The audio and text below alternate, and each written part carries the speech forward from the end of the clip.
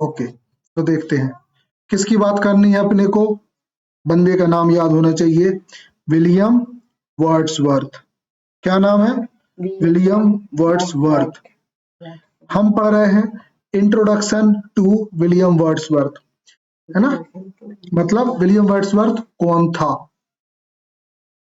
उसका परिचय। ये उसकी फोटो है, उसके बुढ़ापे की थोड़ी बहुत हमें यहाँ दिख जाएगी। चलो आगे बढ़े। तो क्या था? William Wordsworth was a leading figure in the romantic movement in English literature. William Wordsworth था लीडिंग फिगर। लीडिंग फिगर मतलब जो एक मूवमेंट को लीड कर रहा हो। मूवमेंट को लीड करना मतलब नेता होता है ना, जैसे कि गांधी जी ने मूवमेंट्स किए, तो रोमांटिक मूवमेंट के नेता समझ लो इनको आप, जो आगे आगे चलता है या उस मूवमेंट को, उस मुहिम को आगे ले जाता है। आगे बात समझ, मतलब रोमांटिक एज शुरुआत करने वाले यही थे। अपन अपनी सरल भाषा में ये कह सकते हैं, इन्हीं ने शुरू करी।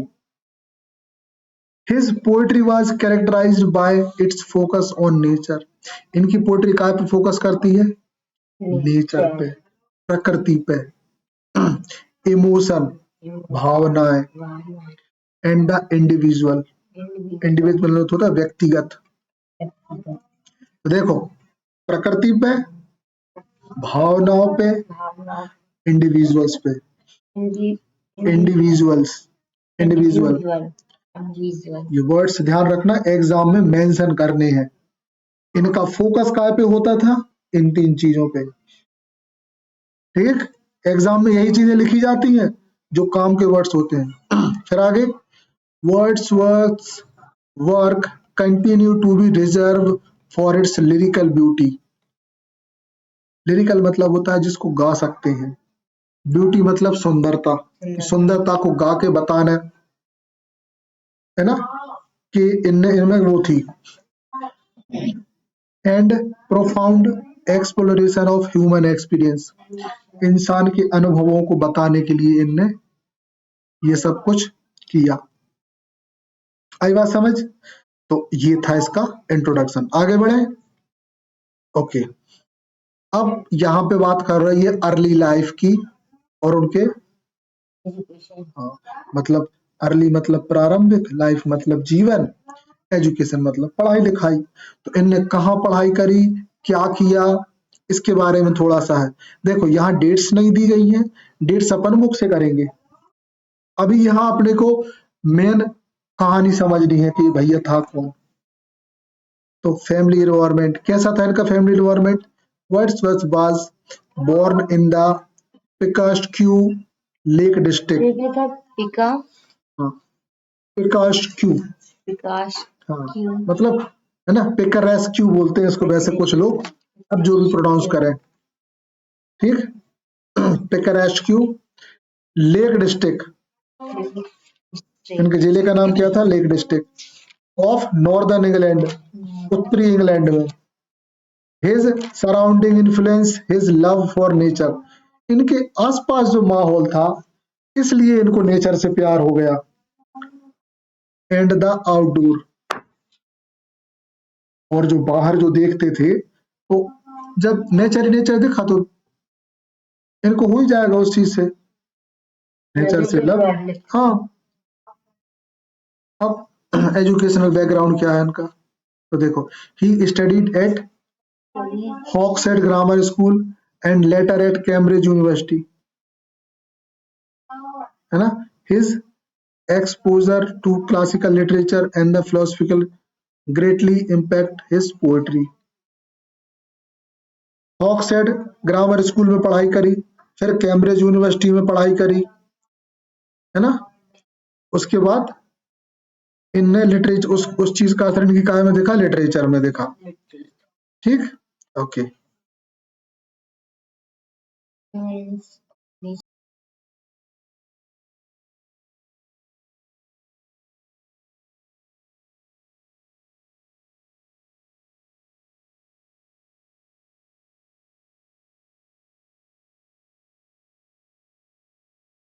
हाँ यस, देखें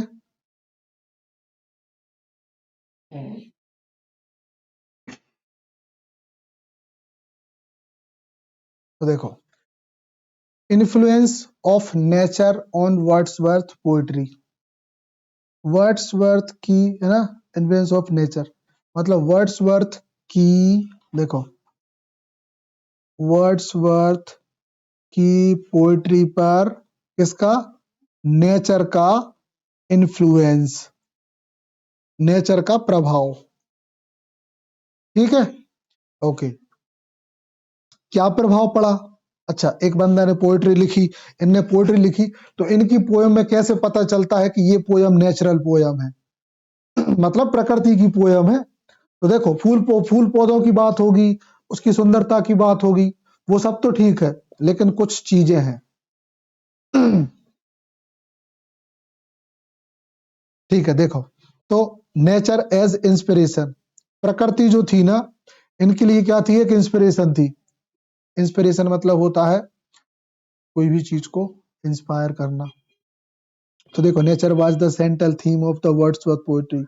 वर्ड्सवर्थ की पोएट्री की सेंट्रल थीम मतलब मुख्य थीम क्या होती थी हमेशा? नेचर। आई बात समझ? मुख्य थीम क्या होती थी? आई बात समझ?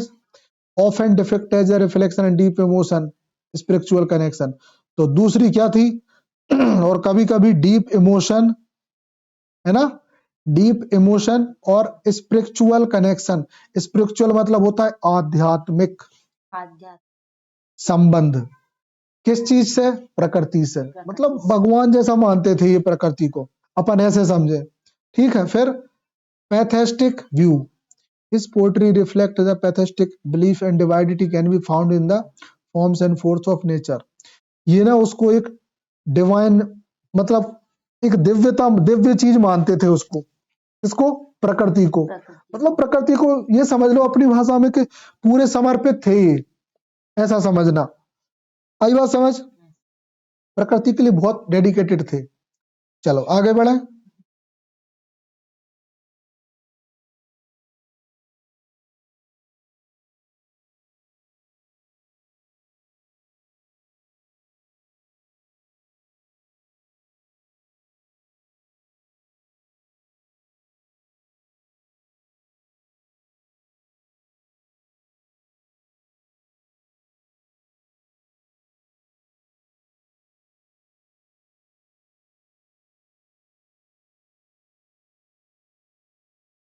चलो अगला है ये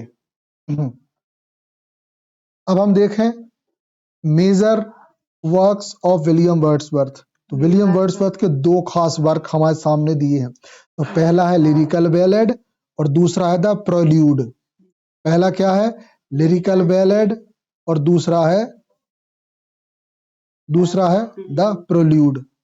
ठीक है लिरिकल बैलेड क्या है? को ऑथर्ड, किस किस के साथ लिखा? को ऑथर्ड मतलब होता है साथ में कौन था? Samuel Taylor Coleridge, S T. Coleridge. ठीक है, this collection of considered as a pioneer works of romantic poetry. Pioneer मतलब होता है नींव का पत्थर। रोमांटिक एज की शुरुआत इसी वर्क से हुई। देखना अब भी क्वेश्चन इसी पे आएंगे अपन जब ऑब्जेक्टिव करेंगे। सबसे इंपॉर्टेंट फैक्ट है ये, बहुत अच्छे से ध्यान रखना। लिरिकल बैलेड बहुत आईएमपी है फिर द प्रेल्यूड। द प्रेल्यूड क्या है? The semi autobiographical poem the stress Wordsworth spiritual and artistic growth. इनकी ऑटोबायोग्राफी है, सेमी ऑटोग्राफी मतलब आधा जीवन इससे पता चलता है। ठीक, तो दो वर्क याद रहेंगे, लिरिकल बैलेड और prelude. Theme in Wordsworth poetry theme पता होना चाहिए, love and loss. Wordsworth poem often explore themes of love, loss and human emotion. तीन चीजों को बताते हैं बंदा, प्यार, धोखा और इंसान की भावनाएं, ये बंदा बताता है। अगला nature and beauty. Nature beauty and its impact on human spirit. इंसान की आत्मा पर प्रकृति का क्या प्रभाव पड़ेगा? Recurring themes in his works, ये इसमें बताया जाता है। इसकी 2 थीम थी, ध्यान रखना, love and loss, nature and beauty. Point अच्छे से याद रखना। आगे बढ़े। Yes, Wordsworth contribution to the, एक मिनट ना, रोमांटिक मूवमेंट। ठीक है, तो उसमें रोमांटिक मूवमेंट में क्या था, तो 5 थी नेचर सेंट्रिक पोएट्री, और ये क्या लिखा है 17M इन्फ्लुएंस ऑफ लिटरेचर, है ना, मतलब इतने लोगों को इनने प्रभावित किया। अब 17M देखना पड़ेगा इसको। फिर आता है reception and legacy of Wordsworth poetry. ठीक है, एक मिनट, चलो स्टार्ट करें। तो reception and legacy of Wordsworth poetry, सीधा मतलब है कि इस मतलब ना, इसको विरासत, इसकी जो पोएट्री थी उसमें क्या क्या चीजें शामिल थी, मतलब वो विरासत आज की है, अगर आज वो विरासत है तो क्यों है। देखो, रिसेप्शन मतलब होता है हमें उससे क्या प्राप्त हो रहा है, लेगेसी मतलब होता है विरासत। तो हमें वर्ड्सवर्थ की पोएट्री से क्या मिल रहा है आज, क्या मिल रहा है बताओ। हमें ये सब चीजें मिलती हैं। तो कंटेम्प्ररी क्रिटिसिज्म, मतलब उसकी पोएम में उसको क्या मिला, इनिशियली फेट क्रिटिसिज्म।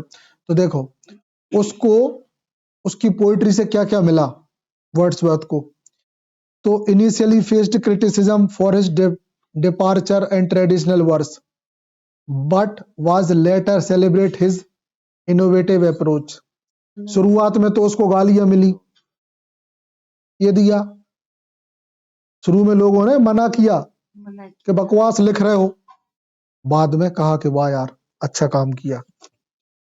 फिर ऐसा ही होता है, पूरी दुनिया भर कहती है, लेके पीछे पड़ गए। देखो क्या बोल रहे, initially face criticism for his departure for traditional verse.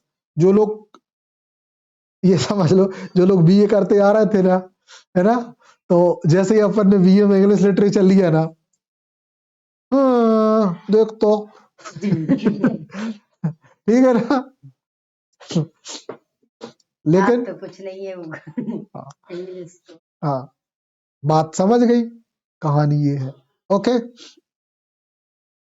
लेकिन बाद में लोगों ने स्वीकार किया कि नहीं यार, बंदे में दम थी, ये लिखा है, बट वाज लेटर, लेकिन बाद में सेलिब्रेटेड, लोगों ने एंजॉय किया, फॉर हिज, उसकी इनोवेटिव, इनोवेटिव मतलब एकदम नई तरीके की अप्रोच, उसकी सोच को, है ना। फिर enduring legacy, Wordsworth's poetry has left the lasting impact, influence a generation of poets and reader। उसकी पोएट्री ने पीढ़ी दर पीढ़ियों पे भी अपनी कविता का प्रभाव पड़ा है। फॉर एग्जाम्पल ऐसे समझो, आज जो लोग पढ़ के इस पोयम को पढ़ के खुश हो रहे हैं, डैफोडिल्स को, हम पढ़ेंगे डैफोडिल, उसको हमसे पहले वाले मतलब हमारे पूर्वज भी पढ़ चुके हैं, और वो भी खुश हुए थे और हम भी खुश हो रहे हैं कि कितनी अच्छी पोयम है। बात आई समझ में। ये होता है एंड्यूरिंग लेगेसी, हमारी पीढ़ियां भी खुश हुई, हम भी खुश हो रहे हैं। मतलब सोचो क्या बात होगी कि 2-2 पीढ़ियों को खुश, इतनी सारी पीढ़ियों को खुश कर रही है वो। नहीं तो लोग एक पीढ़ी को कछु पुरानो सामान तक पसंद नहीं करे कि बेचो बाचो जाए, हटाओ, आदमी बूढ़ो हो जाएंगे निकालो, लेकिन उसकी पोइट्री कई पीढ़ियों से चली आ रही। फिर रिकॉग्निशन, रिकॉग्निशन मतलब होता है पहचान, उसको पहचान कैसे मिली। अब देखो क्या हुआ उसके साथ, he was appointed Britain poet laureate in 1843 as a testament of his significant literary contribution. उसको ब्रिटेन का पोएट लॉरेट बनाया गया। पोएट लॉरेट मतलब होता है राजकीय कवि, राष्ट्रीय कवि, हाँ, देश का सबसे बड़ा कवि मानते हैं जिसको। किसको बनाया गया, वर्ड्सवर्थ को। आई बात समझ, ये था बंदा Wordsworth. Quote from William Wordsworth poem, ये रहा अपना वर्ड्सवर्थ, एकदम यूनिक। ये धीरे धीरे इसको बूढ़ा कर दो, तो ये गाल तो चक जाएंगे, ये खोपड़ी बड़ी दिखेगी, बाल वैसे ही दिखेंगे। अभी यंग है तो अपने को दिख रहा, ठीक है ना। तो देखो, the world is too much with us, too much with us, इसमें एक बात बोली गई है, a powerful reflection on the materialism of modern society and loss of the connection with nature. हाँ, इसको तुम अच्छे से ट्रांसलेट करना आराम से, बहुत प्यारी बात बोली है।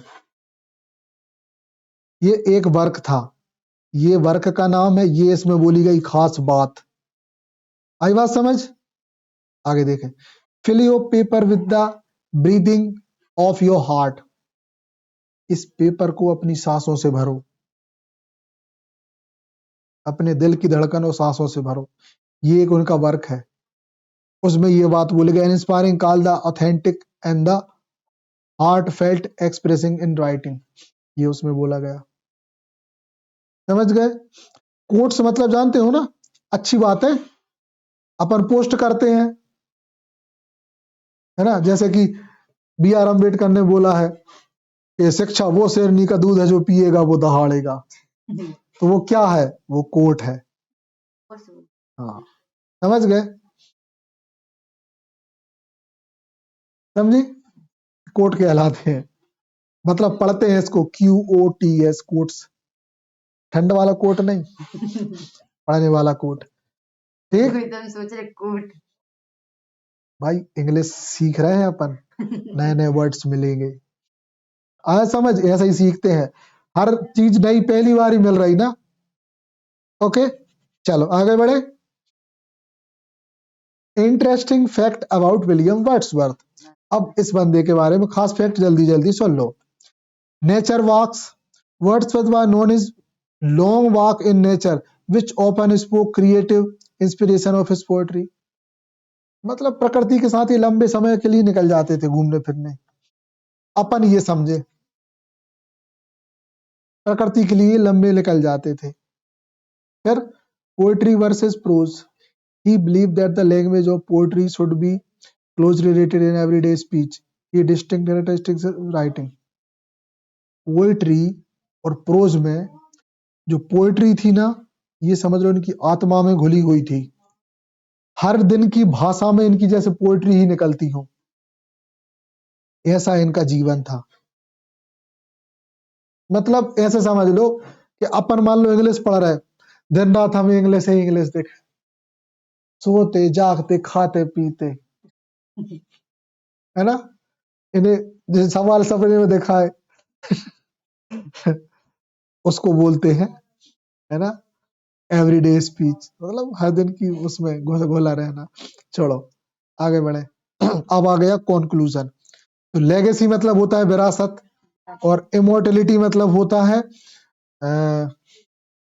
जो अमरता, चीजें अमर होती है ना, जो मर नहीं सकती। तो देखो, लेगेसी विरासत में क्या मिला, Wordsworth literary legacy continue to be inspire and influence as by the poet and nature lovers around the world, पूरी दुनिया के कवियों को, है ना, और जो प्रकृति के लवर्स थे, प्रकृति को पसंद करने वाले लोग, उनके लिए विलियम वर्ड्सवर्थ ने बहुत कुछ छोड़ा है लिखित में।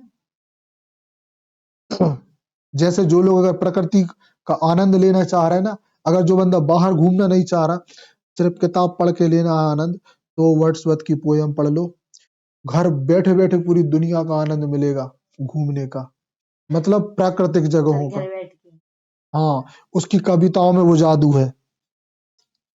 जो लोग इंग्लिश समझ में बस आया आपको, फिर देखो आनंद यार, तो मजा आएगा, आने लगती है प्रैक्टिस से, हमने फील किया ये चीज। कुछ पोएम्स आंसू ला देती हैं, कुछ पोयम मन में खुशी पैदा कर देती हैं, कुछ पोयम मन को उदास कर देती हैं। ये पोयम की कहायामत है, हमारे साथ हुआ था ऐसा। एक पोयम है तुम्हारे इसमें, गीतांजलि, हम तुम्हें बताएंगे फिर से, वो समझाएंगे, तब देखना, शानदार पोयम है। ये यहां तक भरा थे हम बिल्कुल एकदम गला ऐसे रुंध जाता है। भगवान के लिए जो ईश्वर के लिए जो प्रेम है ना उसमें बताया है। अरे हम और आप क्या है ईश्वर के लिए उस पोयम में पता चलेगा। इसमें है तुम्हारे सिलेबस में है, बताएंगे कब है, छोड़ो। फिलहाल हम नेचर लव पे आए, उसको पढ़ेंगे तब देखना, ठीक। ओके, अब आखिरी है immortality is performed inside the human emotion and the nature in short the Wordsworth poem will remain timeless. समय खत्म हो जाएगा लेकिन ये खत्म नहीं होगी, उनकी उसकी पोयम मतलब वर्ड्सवर्थ की पोयम अमर रहेंगी हमेशा हमेशा के लिए। इतना अच्छा उस बंदे ने लिखा है। हाँ, पीढ़ियां पढ़ती रही हैं, आज पीढ़ियां पढ़ रही हैं और आगे भी पढ़ते रहेंगे, लोग लिटरेचर देखते लेते रहेंगे, उसमें अमर रहेगा वर्ड्सवर्थ। बहुत महान व्यक्ति है ये, ठीक। तो इसी के साथ ये इनकी कहानी अपन खत्म करते हैं। ओके, चलिए पीडीएफ आप हाँ।